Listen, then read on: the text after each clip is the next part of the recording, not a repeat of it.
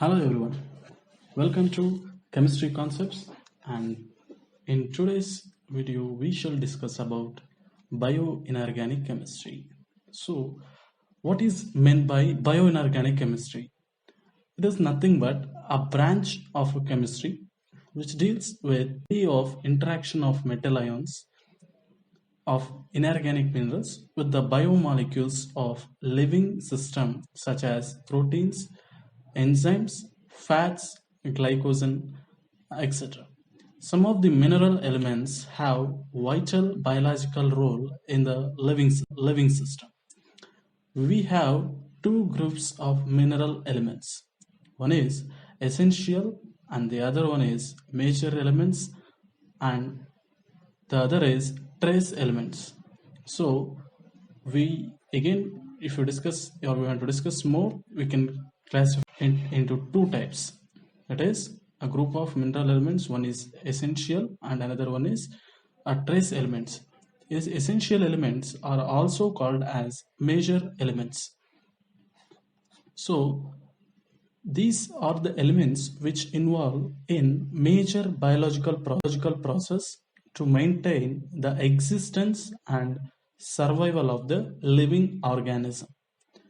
For example, sodium, potassium, calcium, magnesium, phosphorus, sulfur, and chlorine. All these minerals or all these elements comes under essential or major elements. Next, coming to trace elements. Trace elements are nothing but the elements whose contribution quantity is very much less in terms of micrograms. That means little in quantity. That means it will be in the terms of micrograms, and they play an important role in most of the biological process. For example, we can consider iron, copper, iodine, manganese, cobalt, zinc, molybdenum, fluorine, chromium, vanadium, and nickel. Biological importance of metal cations.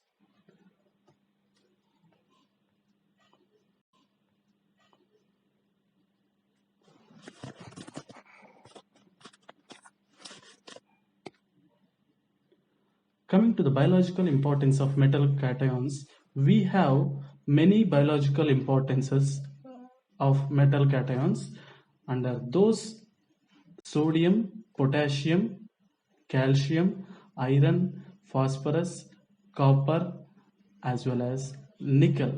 So if we need to describe this and we need to know the biological importance of these metal cations, now we shall discuss it some more briefly. Coming to sodium.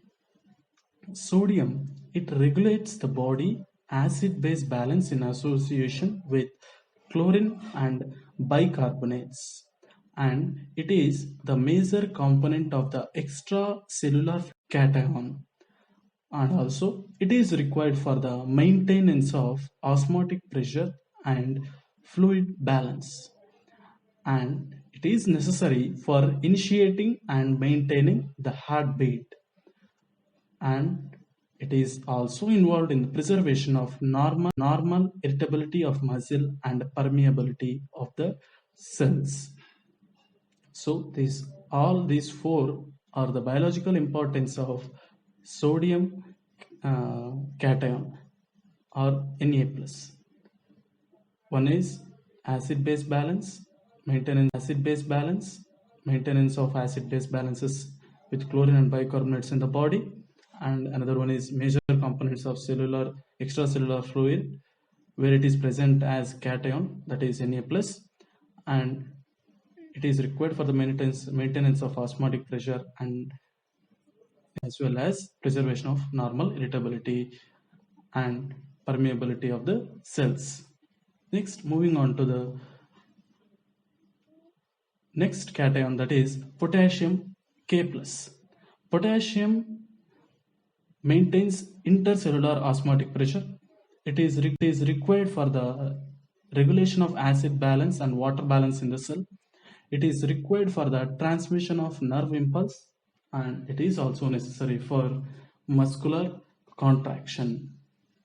So all these comes under potassium biological importances, where the common thing in between sodium and potassium is this regulation of acid base balance, which is in common with both sodium as well as potassium.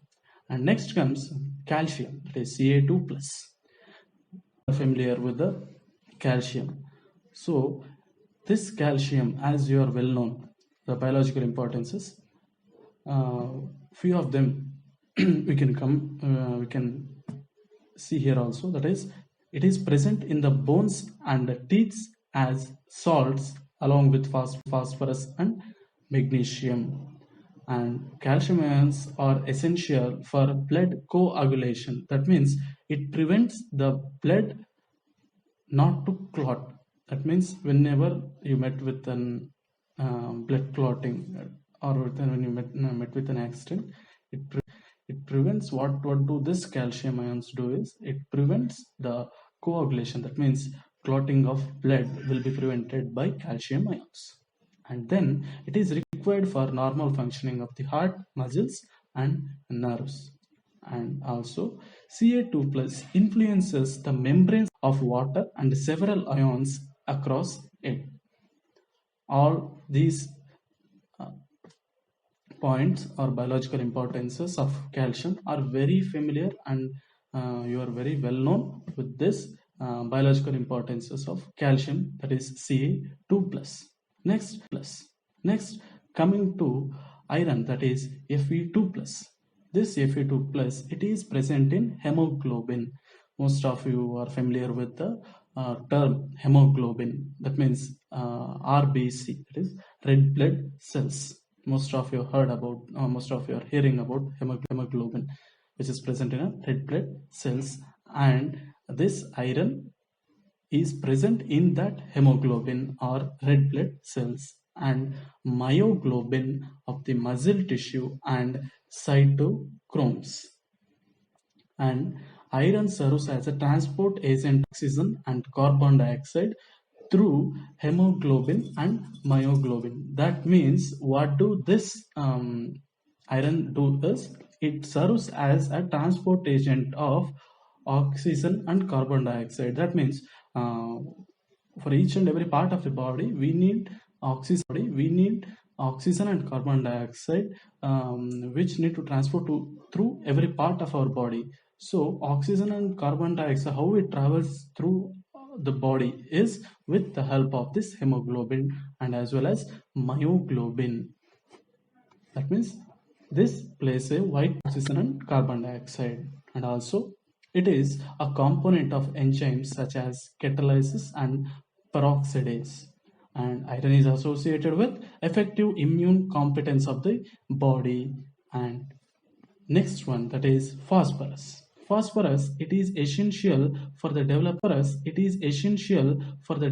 of the bones and teeth, and also it plays a central role in the formation and utilization of high energy phosphate compounds such as ATP and GTP. That means adenosine triphosphate, and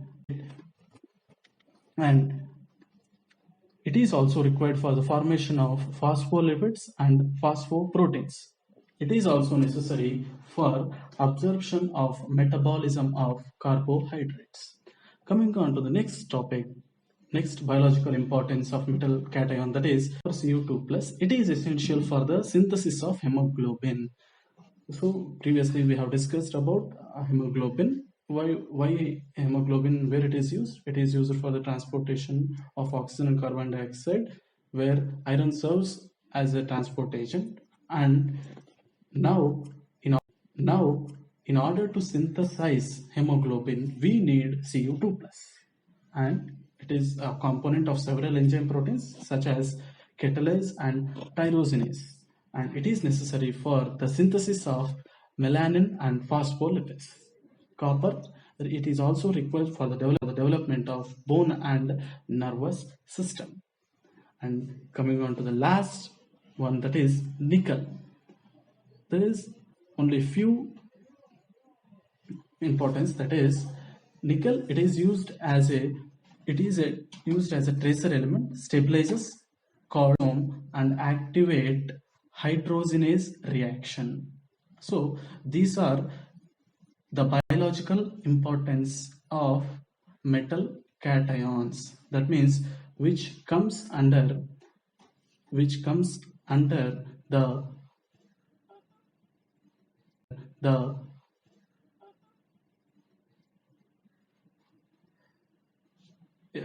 essential or major elements and trace elements. And then in the next video we shall discuss more about hemoglobin, myoglobin and their structures. And in the next video, the remaining part will be continued. Until then, signing off. Bye.